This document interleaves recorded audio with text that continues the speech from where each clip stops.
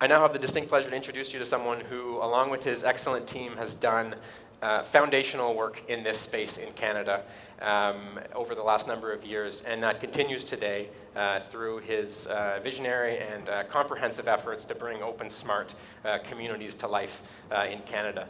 Mesdames et messieurs, c'est mon plaisir de vous présenter le directeur général de Nord Ouvert, the Executive Director of Open North, Mr. Jean-Noé Landry.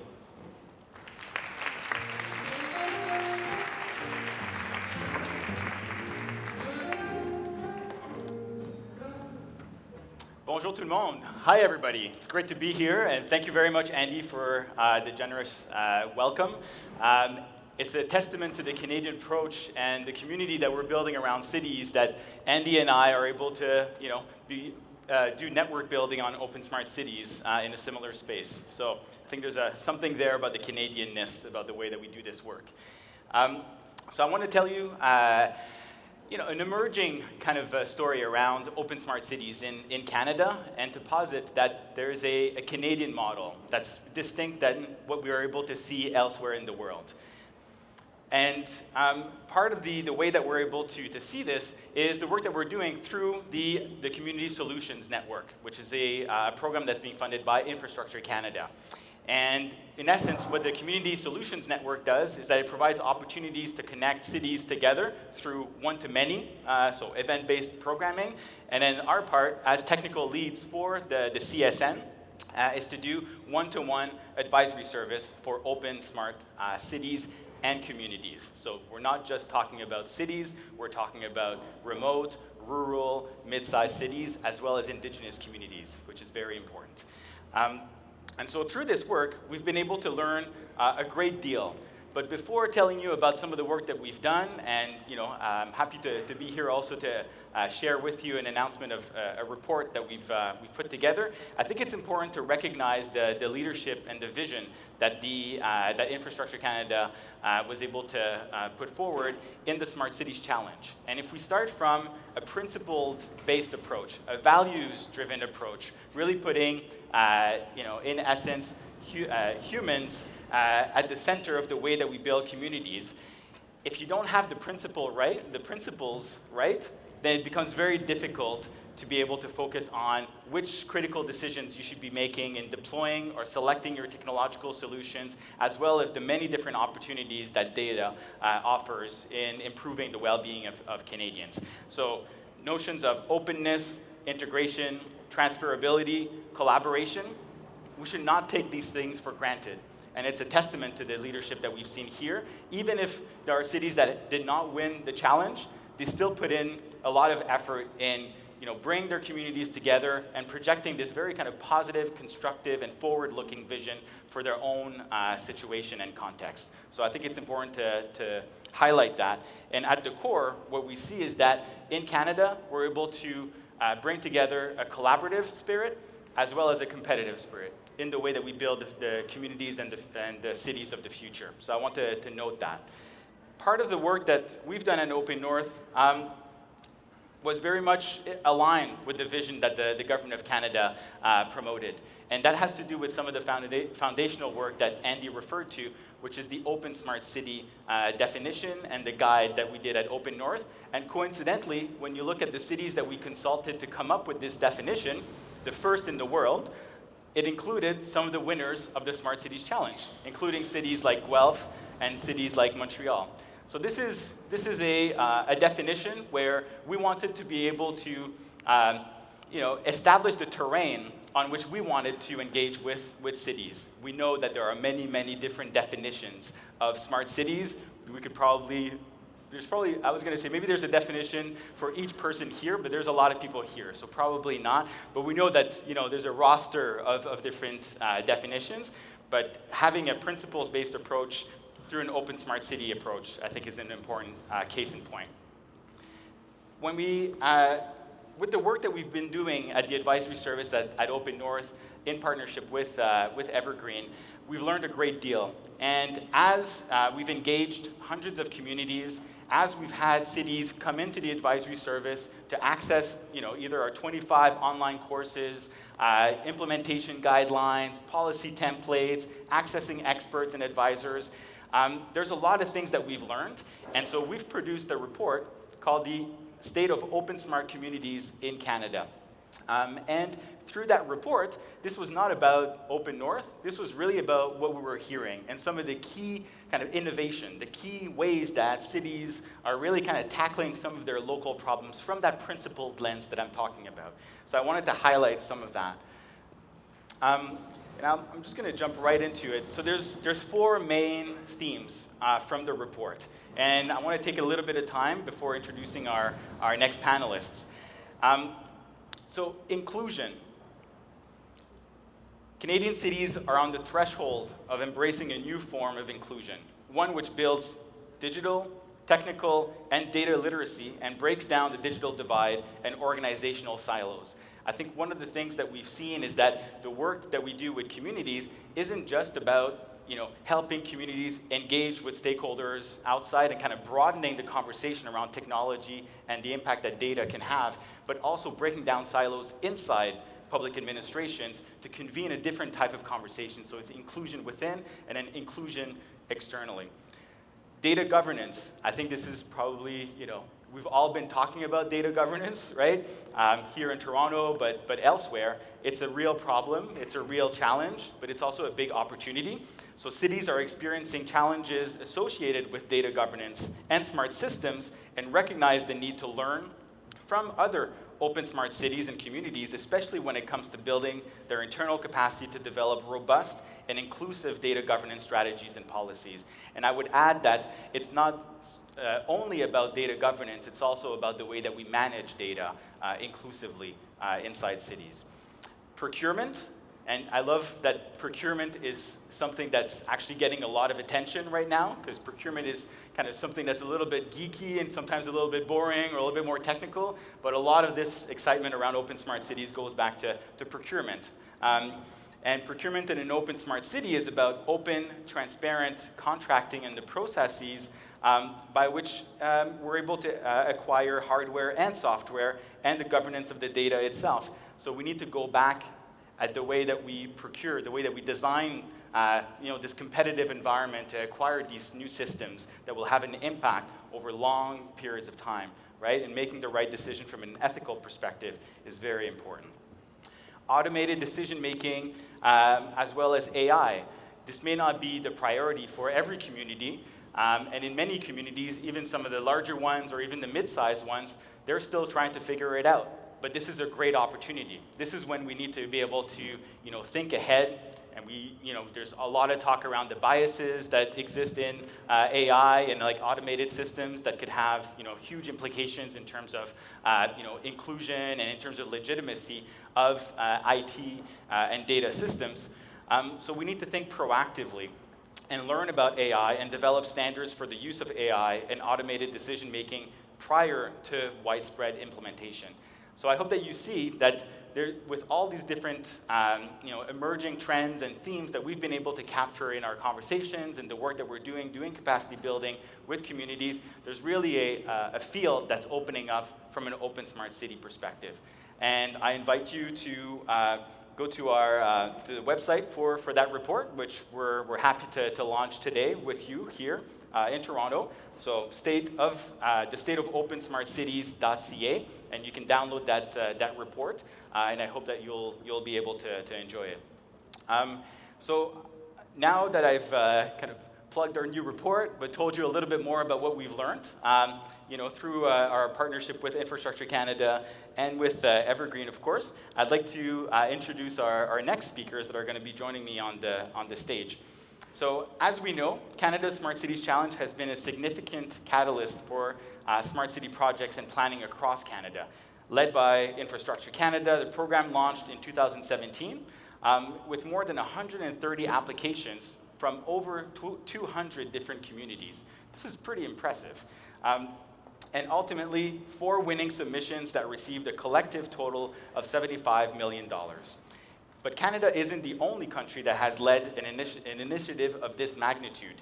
The US also has had a National Smart Cities Challenge, like other countries in the world, and this one in the US was led by the Department of Transportation. Across both these countries, we can see a huge advancement in knowledge and capacity when it comes to the smart city. And today we are fortunate to have some of those winners with us here today at the Future Cities Summit.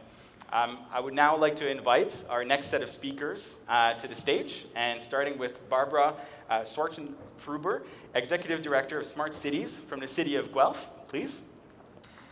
Yeah, you can clap, definitely. Leon De Vrede, Sustainability Planner from the town of Bridgewater, Nova Scotia, welcome. Ryan Oliver, Executive Director of the Pinnguaq Association, and Taha Tabish, Health Technology Innovations Research Coordinator, Kaya Gietit, Health Research Center on behalf of the 25 Nunavut communities. Please. Already there. Okay, excellent. You guys are ahead of me. And last but not least, Shannon Hardin, Council President from Columbus, Ohio, representing the 2016's winner of the American Smart Cities Challenge, as well as our moderator for this session, Joe Flatt, Program Director at Evergreen. Thank you. Merci beaucoup.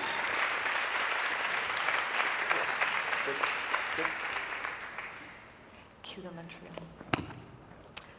Go ahead. It's okay. Okay. Thank you, Jean-Noé. So next, we're actually going to start the session by showing you a video from the city of Montreal. Unfortunately, Stéphane was not able to join us this afternoon. His project speaks about the work that was led, engaging residents across the city to decide what their application for the Smart Cities Challenge should be.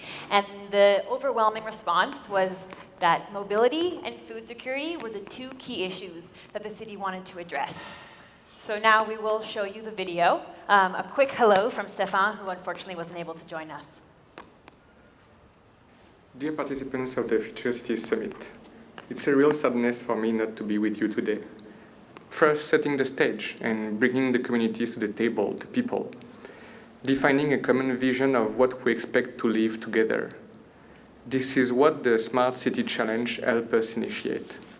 For years, Montreal had the DNA of consultation and participation, as well as a strong sense of belonging in their neighborhoods. The last few years saw the emergence of community groups willing to develop where they live. The process we used for the challenge basically supported this vitality. Many of the projects, part of our proposal, are community group-led projects that will be tested and if successful, deployed. At the core of this project is the work of community willing to transform themselves. At first in terms of mobility, part of the project, but hopefully this will support a much larger transition. We make the bet that communities are willing to change. This is the model that we propose for cities and communities of the future.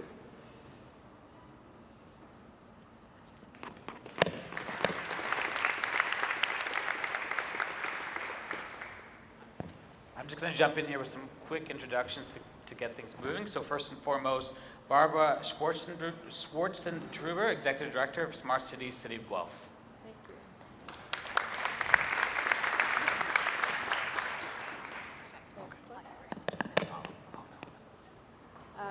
Thank you very much. I'm really excited to be here with you today to tell you a little bit about our Smart Cities project that we're undertaking in the City of Guelph and the County of Wellington.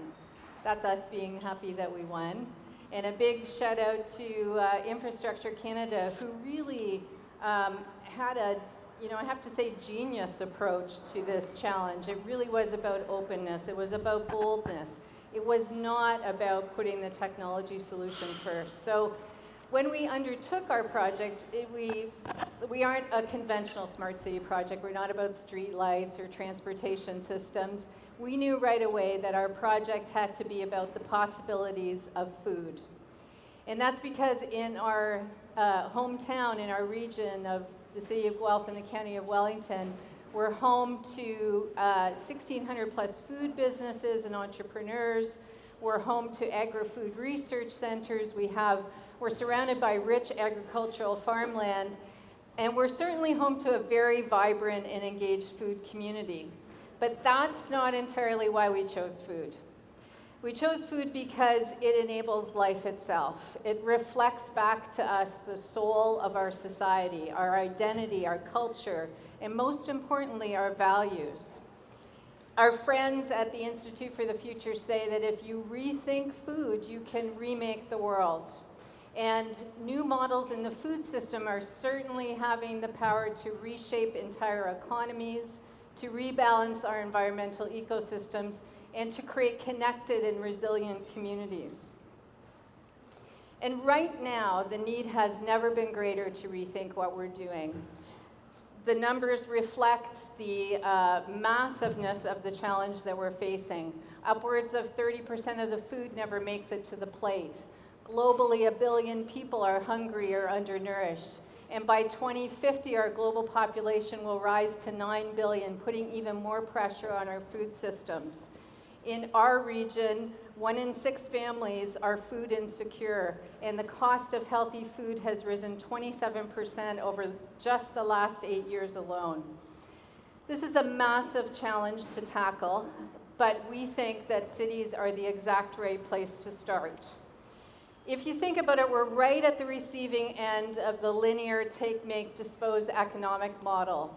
Waste from the entire food system without intervention ends in cities and in landfills. And the negative costs and externalities of that system on our environment, our people, and our planet are already being felt by cities. And so while it doesn't feel like necessarily a traditional line of business for municipalities, we're taking a leadership role working with our community to rethink and reimagine what a good food community of the future might look like. And for us, the principles of the circular economy are helping to guide that vision. And because we certainly can't solve this alone, we've convened partners across diverse and multiple sectors. And we're taking a role and using the many levers and roles that we have as a city: procurement, planning, regulation, policy making, service provision. We can utilize all of those roles in order to catalyze change and innovation. Data and technology can certainly enable Canadian innovation, and to a great degree it already is, but only if we have a clear vision of the future that's co-produced with informed and engaged residents. And cities are going to, or citizens are going to increasingly look to local government, among others, for leadership in this regard, and to be protectors of the public trust as we move to that inevitable smarter, data-driven digital city. So a core principle of our work in our evolving city building role has to be to ensure that innovation is inclusive and that it is linked to the needs of our community, because innovation really only happens when people and communities flourish. So we're taking the best of the concepts of smart cities and we're setting them in a circular economy framework.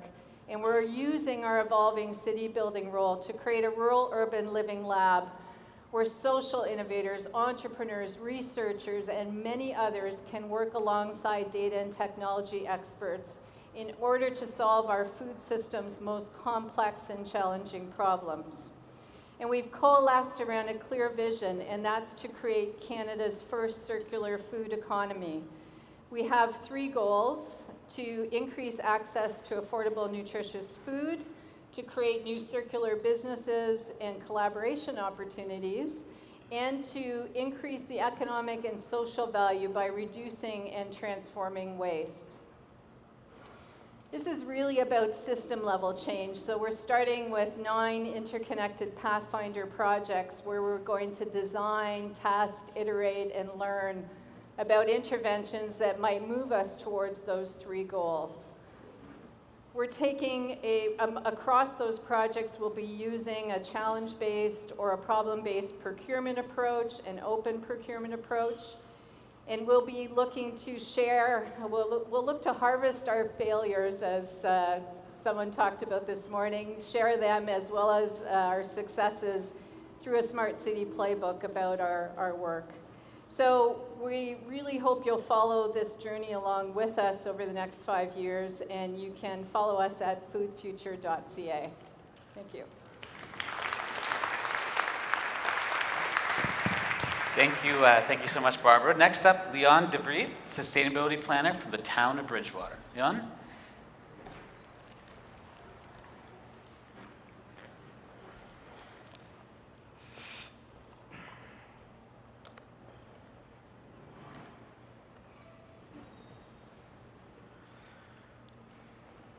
Good afternoon. Bridgewater, Nova Scotia, population 9,000. One of the first communities in Canada with a fully costed energy transition plan that would see its greenhouse gases reduced by 80% by 2050, while generating over $1 billion in energy savings for the community. This is the dream that our community has, a dream that is starting to be realized. And yet, on our journey, we uncovered a troubling, dark reality, one that I'll explain like this. Have you ever had a nightmare you couldn't wake up from? One where you felt trapped, unable to move your body? A nightmare where panic set in because you didn't know if it was ever going to end? Have you had this nightmare?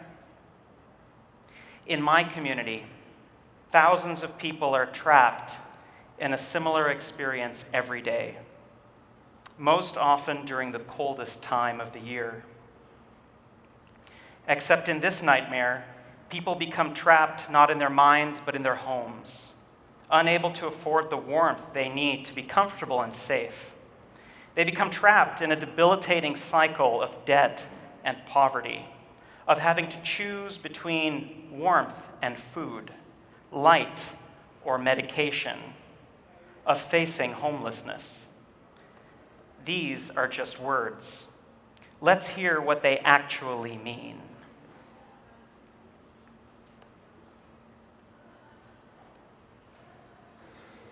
Running electric heat in a Swiss cheese trailer that, with the door locked and bolted, the wind in the wintertime literally blow the door open, even though it was bolted. And that's, well, they told us the power bill would be $150 a month. Our first bill was $900. Like I said, this house is not insulated. We don't own this place, we rent this place.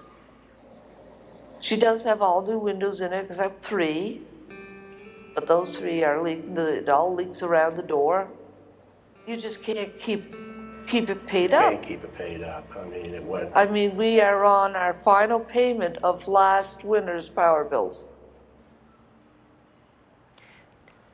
Debbie, Joey, and Ray are trapped in that nightmare every day. What if you had to live that nightmare every day? What would it do to your state of mind, your sense of dignity? Are you privileged enough to have avoided this nightmare? Personally, I have. And that comes from my privilege. But many do not have that privilege. Because in my community, 40% of my friends and neighbors live this nightmare or some part of it. Chances are, many people in your community do too. But maybe you don't know about it because very few people talk about it. Because energy poverty comes with shame and stigma. We didn't realize this until we started our Smart Cities Challenge.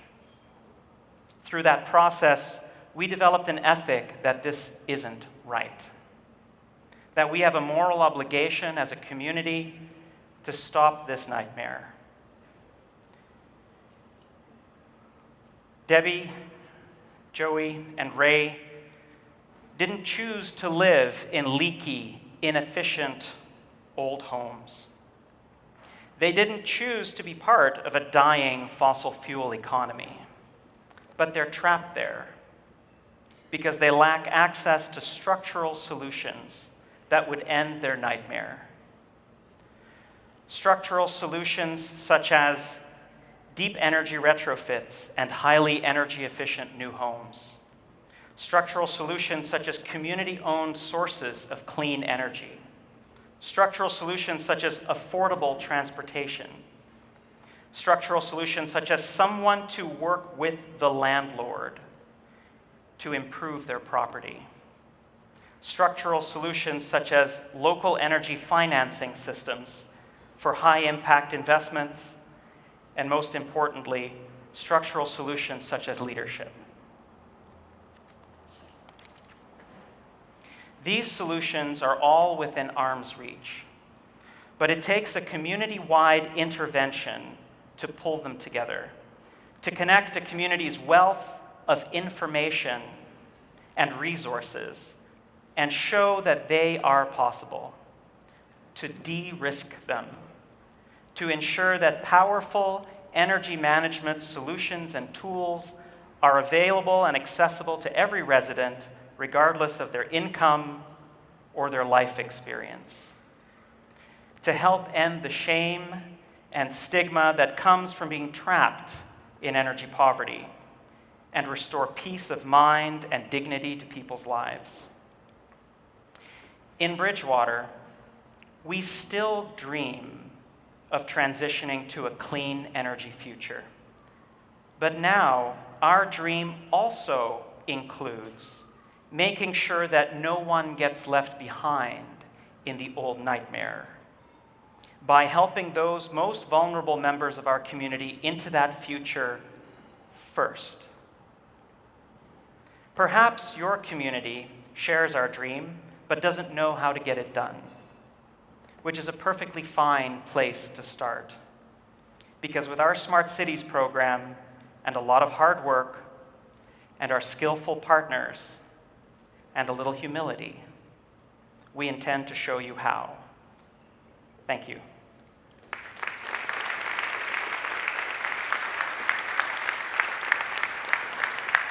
Thank you so much. So next up, we have Ryan Oliver, the Executive Director of the Pinnguaq Association, and Taha Tabish, the Health Technology Innovations Research Coordinator of Kwaijit Health Research Center, Nunavut. Thank you very much.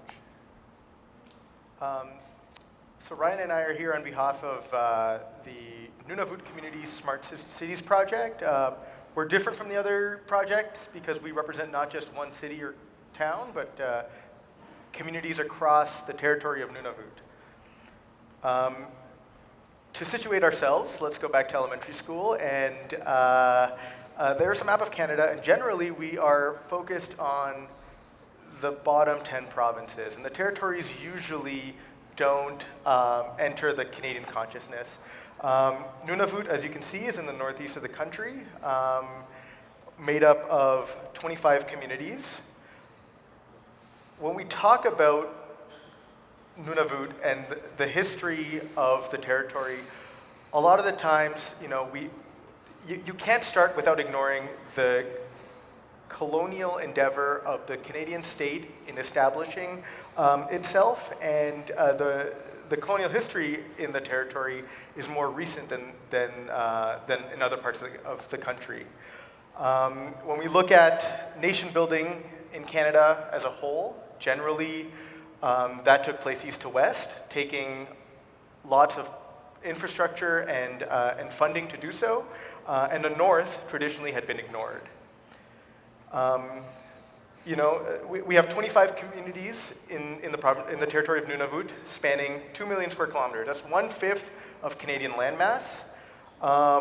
We have no roads connecting our communities. It's only fly in, fly out, with limitations on internet and other public infrastructure. To give you an idea, flying from the eastern capital to the western capital of the territory costs about $5,000, or south to north. So it's expensive to get around the territory.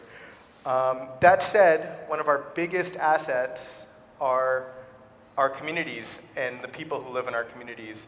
When the Arctic is always seen or portrayed as a barren landscape, and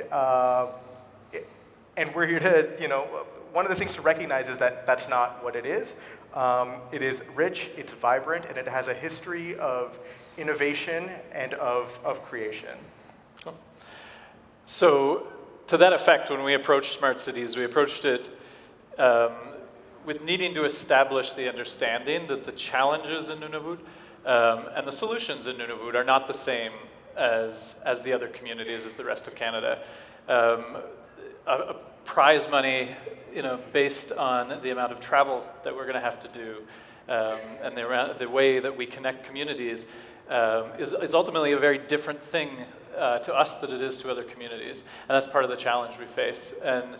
But innovation is going to lead through that, and as we approach innovation too, we need to, under that same guise, approach innovation in a way that I think is different than most communities, and we're trying to flip the paradigm on innovation, as opposed to us importing all of these solutions from other communities that won't work in Nunavut, whether it's the bandwidth issue, whether it's the cost issue, or a capacity issue. We are approaching innovation from flipping that paradigm, from instead of how can we work to export ideas as well from north to south. Innovation in Nunavut has been ongoing since there have been people in Nunavut. It's a matter of survival. And so as we approach innovation, we approach creating smart communities in our case, it's about how do we find those solutions internally already and help them grow and help them expand. So this has come through in a few different ways. And as Taha mentioned, we are different than other communities. We are not a single community representing the 34 or 35,000 people in Nunavut. We are a series of organizations that have come together to address kind of these commands. And so my organization is the Pinnguaq Association, and Pinnguaq means play in Inuktitut. It's our approach to technology is through play, but also it's about kind of this community-led approach. And so through the Nunavut Association of Municipalities, one of our other communities, our partners, they represent all 25 communities, and we're able to come together to find community-led approach. What's going to work for one community in Nunavut is not going to work for another. As much as what's going to work in Guelph isn't going to work in Nunavut, what's going to work in Bridgewater isn't going to work in Guelph. And so our approach is, what does the community need? And so in Iqaluit, to start, we built a makerspace, and the core of this project is around this idea of makerspaces. And when we talk about makerspaces, we're not talking about what people may be used to in major cities, where they are spaces to come and use tools. While that's true, our focus is on what a community wants that makerspace to do for them. And so in Iqaluit, it's about tech education, and it's about kind of leveling the playing field in terms of where everyone's starting. And so these are shots of our makerspace that we opened in Iqaluit in August of 2018. It grew out of the delivery of programs that we were doing across communities all across Nunavut. We go into a community, figure out what that community's, what answers they need, what kind of answers they can bring to the board, and how to combine those using technology to do that. And examples of this working have happened as recently as yesterday, where we did a session in Rankin Inlet where we don't have a makerspace yet. Pinnguaq ran a session in Rankin Inlet a couple of weeks ago, and a kid from that session moved to Iqaluit this week and immediately had a home to go to there where he could kind of continue his learning. And so as we grow, we're going to put 25 makerspaces across Nunavut in all 25 communities. And each one's going to look different. Each one's going to do its own thing. Each one's going to address the needs of that community. But it's going to be a place where people can grow and share their innovations and help us shift back. But it's also going to be rooted around some key things, all embraced in this idea of wellness and health and wellness. And that's where Qaqit Yaltit, as an organization, and the Embrace Life Council come in, where when we approach technology, when we approach education, we do the whole child approach, we do the whole learner approach, which is to say, if a kid is coming to our center and hasn't eaten that day, then that's where we start. And that's what a makerspace becomes. It needs to be community-led. It needs to be something that communities need. It's going to be infrastructure because it's going to be sustainable. So it's going to manifest itself in what we're calling makerspaces in this capacity.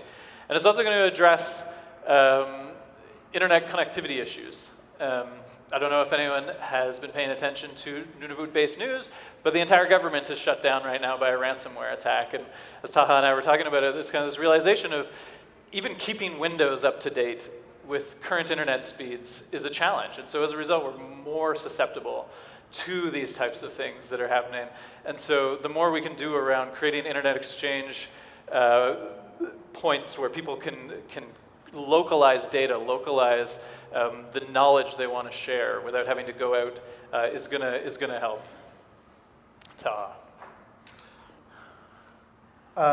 Now, generally, when we talk about our project, people don't sort of have questions about what an organization like the one I work for, the Pinnguaq Health Research Center, what is that involvement? What do makerspaces and tech education have to do with health?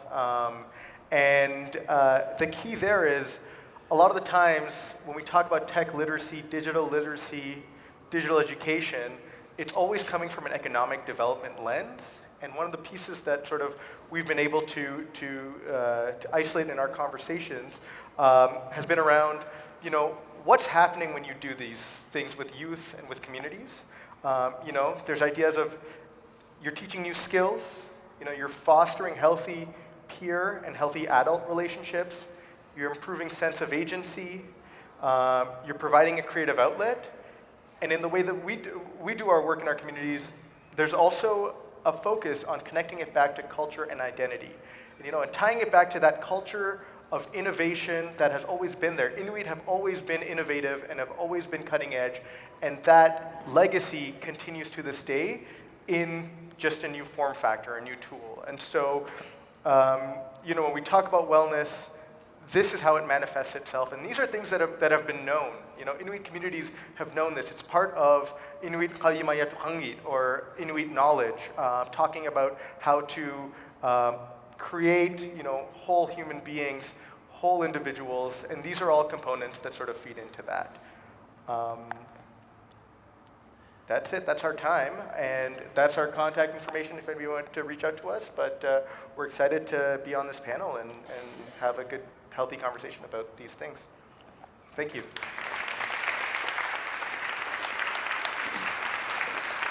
Thank you so much, you two. Last up, we're going to introduce Shannon Hardin, the council president from Columbus, Ohio. Shannon?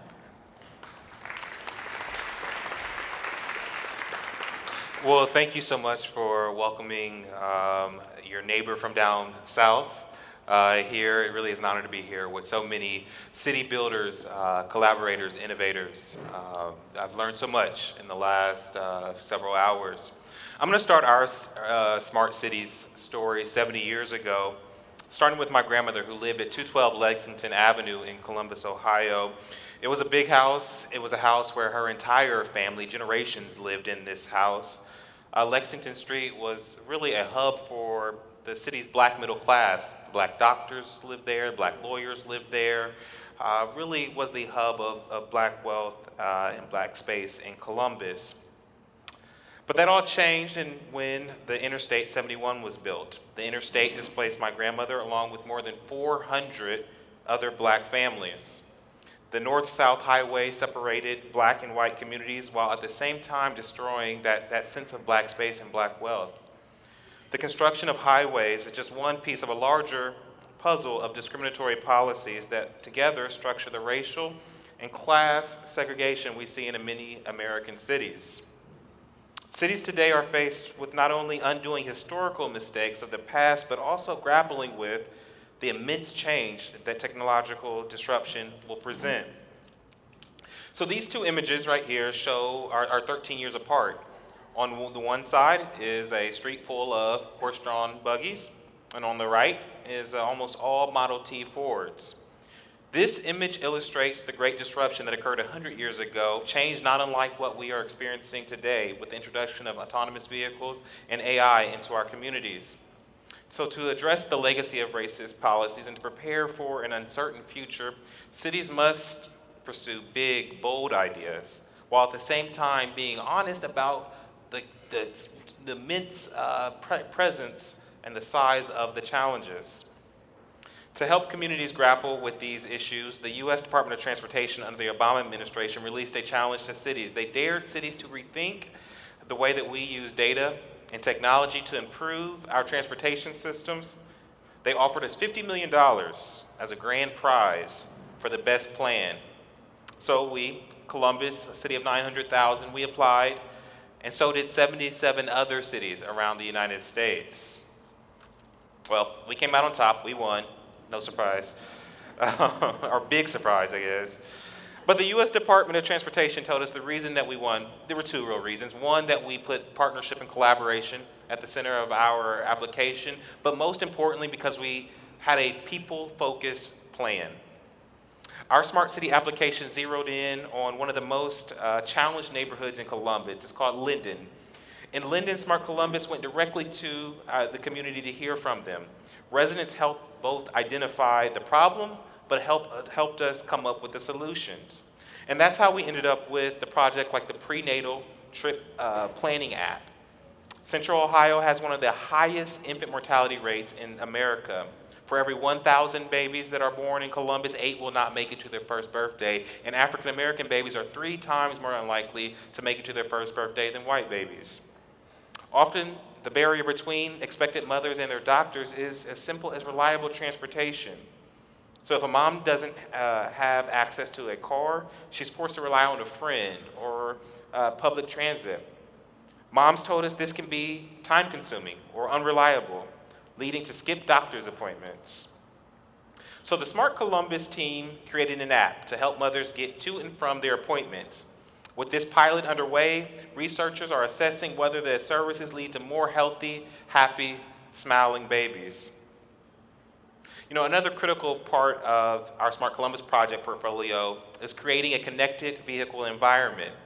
This will allow vehicles and traffic signals to talk to each other, alerting drivers and potential hazards, and allowing emergency vehicles to move through intersections more safely.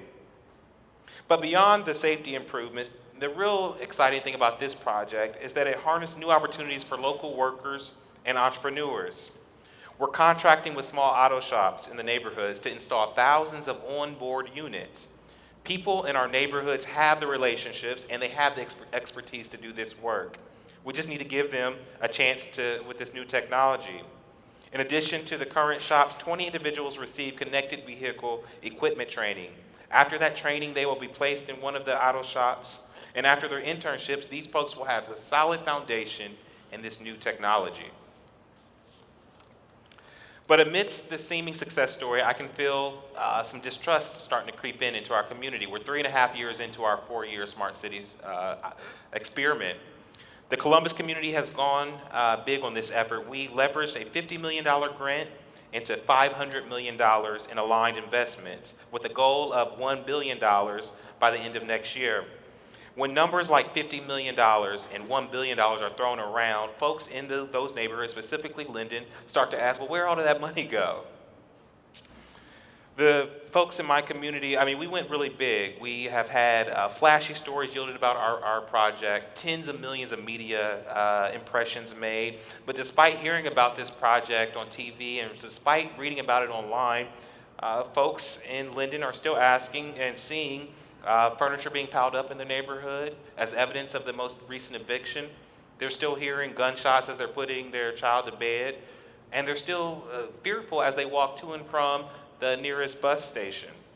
So how we talk about this work matters. It matters. It matters because we're working in marginalized communities, communities that have been let down before. And so it's so important that we don't just come in saying this new technology, this new gizmo thing is going to solve all of our issues. And I'm not saying that we need to pull back. We need to commit to big, bold ideas, but we need to also be honest about the size of the problems that we're trying to address in the first place. The problems we're up against were not created overnight, like infant mortality or like segregated communities, and so we're not going to solve them overnight, and people get that. We need to dream big and partner to address the legacy of discriminatory policies and prepare for an uncertain future. But let's be honest about what we're up against. I have a simple measure of what success means in Columbus. Smart Columbus will be a success if a grandmother in Linden can say that her grandchild, her grandbaby, got to work, or was able to get a job through this Smart Columbus thing, or was able to have a healthier baby because of this Smart Columbus thing. This is my nephew Christian. He's going to grow up in Columbus, a young black boy.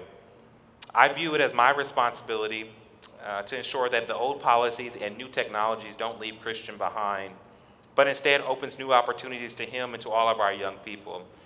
I'll end with this final point, that the Smart Cities Challenge, when they brought it to us, we applied against 77 other cities. They asked us to do a pitch video. Our video was fine, I mean, we won, but Pittsburgh's was much better.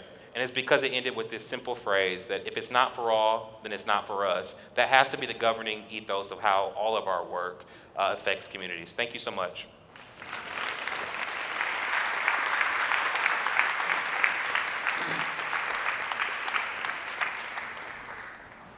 Great, thank you so much, Shannon.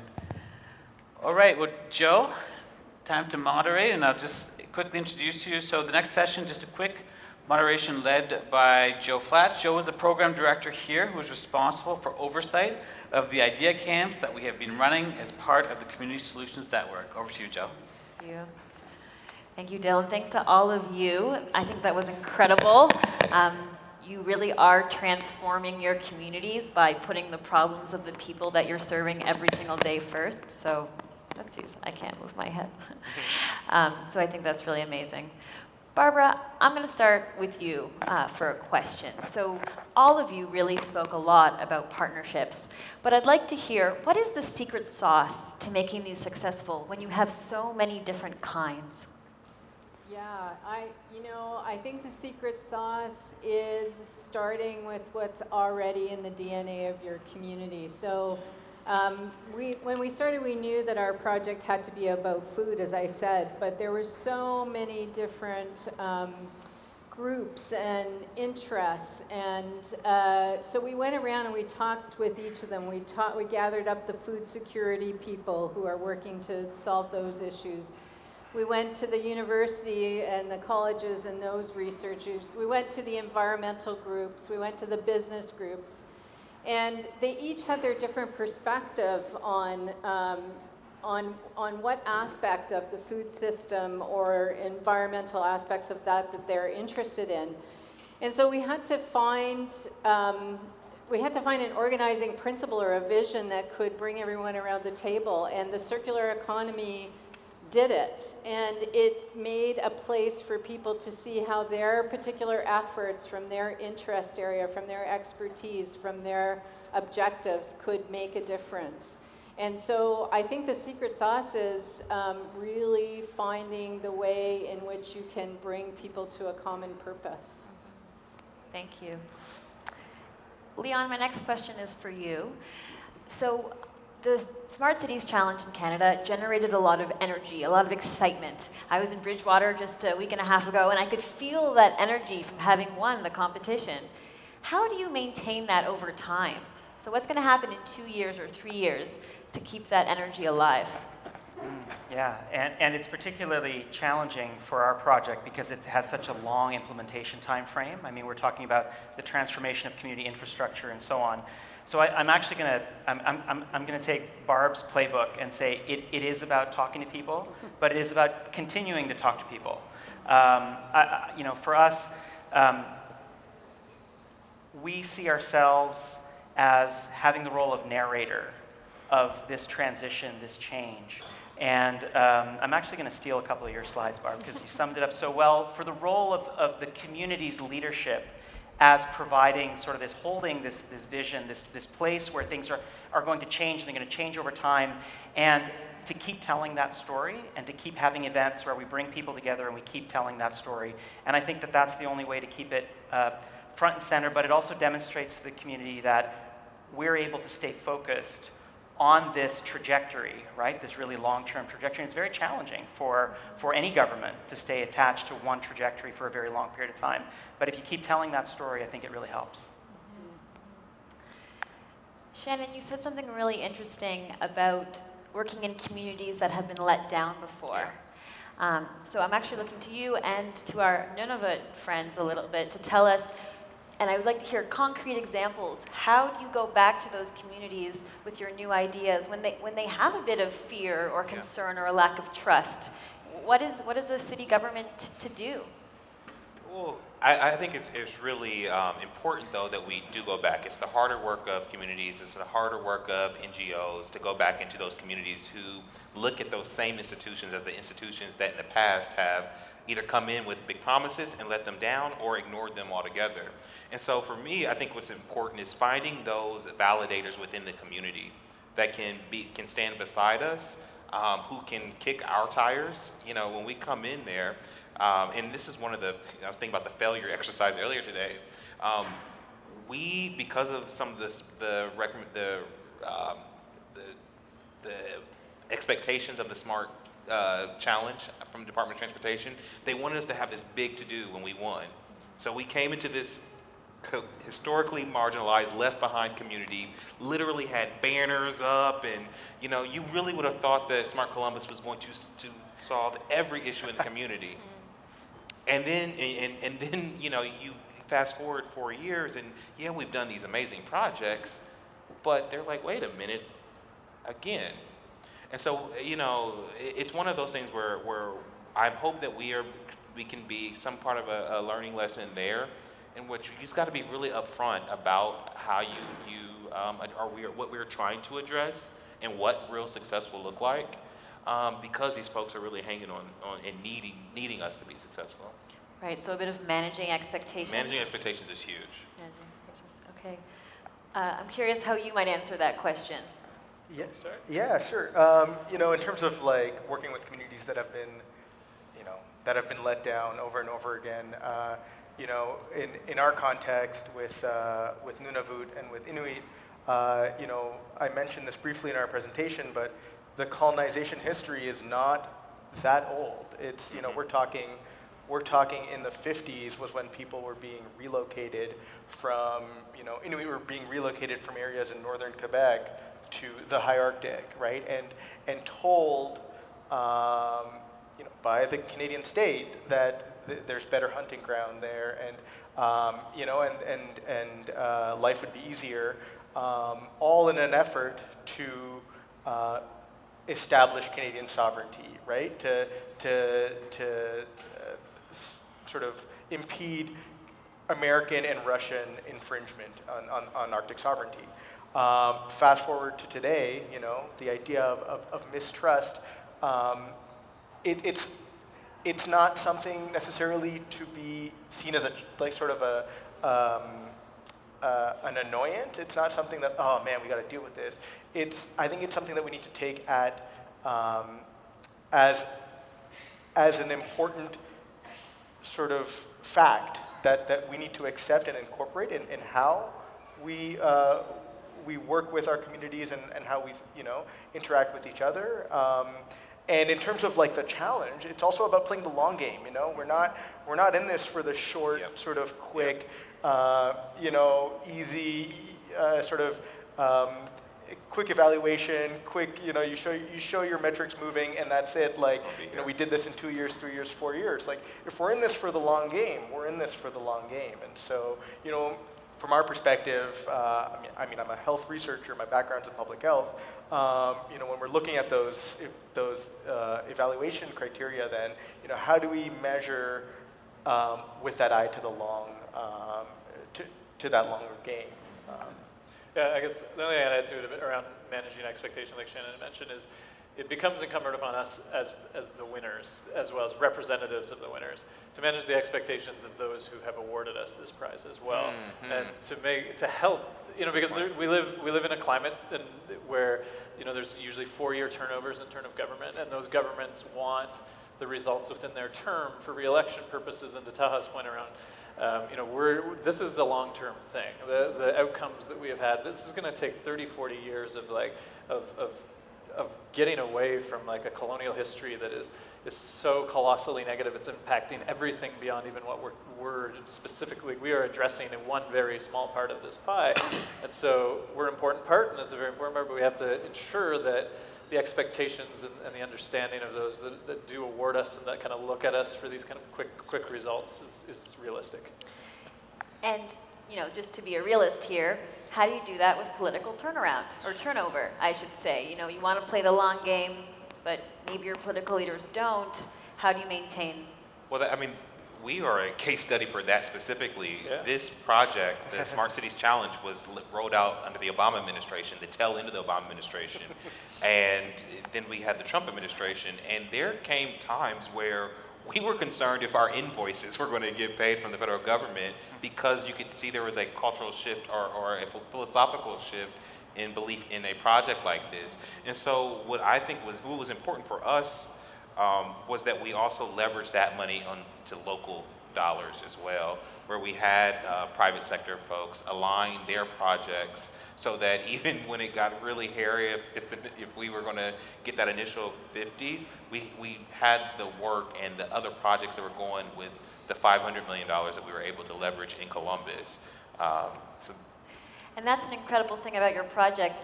I'm curious, for our Canadian Smart Cities Challenge winners, have you managed to turn those dollars into $500 million? No, but we've learned from Columbus to think big. So we talk in our community about the Smart Cities money has catalyzed us and is going to move us forward for the first little while. So, but the first 5 years we're talking about a $50 billion project, and a 10-year vision it's $100 billion. So we're using the opportunity to think about the long term. But I do have to say that our partners in the community have been able to leverage their connection to this project to get additional funds from various foundations, and starting now from the private sector. So it's been an amplifier in that way. So big spillover effects. A really great spillover effect for sure. Leon, how are you leveraging your $5 million? Yeah, so our project is also one where we're looking to leverage substantially over time. I mean, we're not going to use, we get people in our community always asking us, like, okay, so when are you going to start buying heat pumps with that $5 million? Believe me, we're not buying a single heat pump with that $5 million. I mean, it's all going into setting up the core infrastructure for a long-term, planning and management process, and for the information technology systems we need for that. So we're looking to leverage private sector funds for our work. And I mentioned something in my talk, which is all about de-risking. We're looking to de-risk the energy transition using a new kind of community-led Canadian model. And I'm thrilled at the opportunity to now face my audience and say, if anybody has a lot of money sitting around, we have a fantastic, high-impact investment opportunity just for you. Come talk to me after. That's great.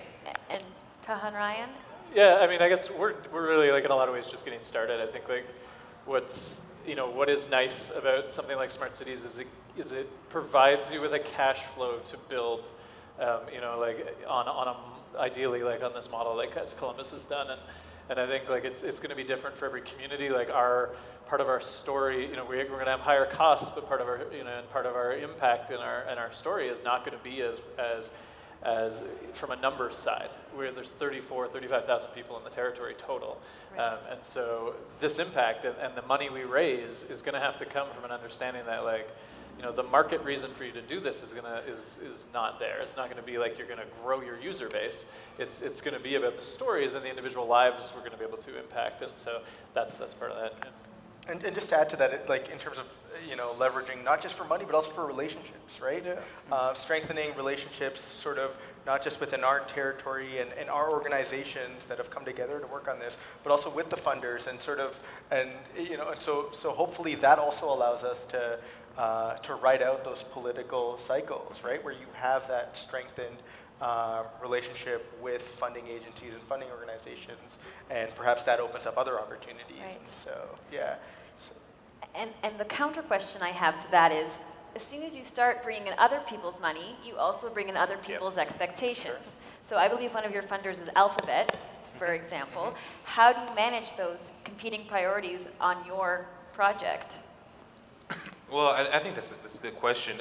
So everybody has their interest in this, and I think part of partnership and part of collaboration is understanding that folks rarely pull their seat up to the table just for altruistic reasons. Like they want to get something out of that. And as long as we set our vision strong enough in terms of where we were trying to go, in terms of, be it reducing emissions by electrifying our fleet of cars within the city, as long as we were bold or strong enough in our vision, having folks with their own interests that align with the Smart City Challenge is okay. Like it is okay, and it's still like a part of how we see us moving the community forward. And because we have a lot of folks at the table with a lot of different resources, and so we just have to. It's not always easy, but we keep them at the table. Any reflections from you on this potential dilemma that you might run into in terms of competing interests? Yeah, I think I know for us moving forward, and I don't think we've even crystallized that message yet, as well as we ultimately will, because it exists in our heads. We know it. We just haven't done it yet. Is ultimately having enough confidence in the reason you're doing this, and in the message that you're putting out, that you're an equal partner at the table with those. It's just like you come to us because the value we're going to bring to you is equally as important. And because I think for all of these projects, that's a big part of it. We don't need to bend over too far for every corporate interest in terms of we have quite a lot to offer and are able to bring people to the table for that reason too. That's great. So I'm going to ask you one last question. You are North American leaders in this work, not just in terms of where you are in your process, but by taking a problem-based approach to solving and using technology for good. For other municipalities or communities all over North America, what are the lessons you would suggest, or the top things that they should know? Well, I guess I'll start because I kind of put ours out there up front. Just be upfront about the size of the solution and the size of the problems that we're facing, but don't pull back in terms of the bold vision that you're setting. The reason why we're excited about innovation and technology is because we, at our heart, fundamentally believe that they can make people's lives better. And if that's the case, then when we go into communities that need us the most, we just have to be honest with them and lean into the boldness of of these new technologies to solve their issues. And so that's what I would say. Be bold, but be honest about the size of the problem. Yeah, and just sort of add to that, who is this for? Who at the end of the day, if this is for your communities, then make sure that that's at the center. Funding for the sake of funding isn't useful either. And so making sure that it's that sort of human-centered, community-centered piece to whatever the project is or whatever the idea is. Technology is not sort of the end goal. The technology is the tool to get you to an end goal, which is hopefully to better either improve lives or make things easier for people. So I don't have much more to add to that. I think just to reiterate, kind of having confidence in the message of the project and in kind of in the pitch, if it is hitting all these points that Shannon's mentioning, that Ta's mentioning, and that will be mentioned after me, is kind of having the knowledge that building it from what a community brings to you, build it from the community up and have the knowledge that it has that value and the swagger that goes with that, I think is well worth it. I think in order to, riff off the idea of that human-centric kind of process, I think it's critical that people spend time with the people that the project is intended to support or help. I mean, we spent 4 or 5 months of our very limited, 6-7 month Smart Cities finalist phase just talking to people who experience energy poverty. Just trying to document, understand, figure out what is life like, what do they hope, what do they want, what do they think should happen, right? And that's how you keep things real, and that's how you also make sure that the people come first and stay first in the project. And the people that you're intending to serve probably in a lot of ways have the best solutions anyway. It's just a matter of helping them make those solutions happen. is one of the big things we learned from our process. So I can't speak enough about that. Yeah, I would say solve problems that the community thinks are the right ones to solve, build that vision together, keep holding on to the vision and communicating it, and then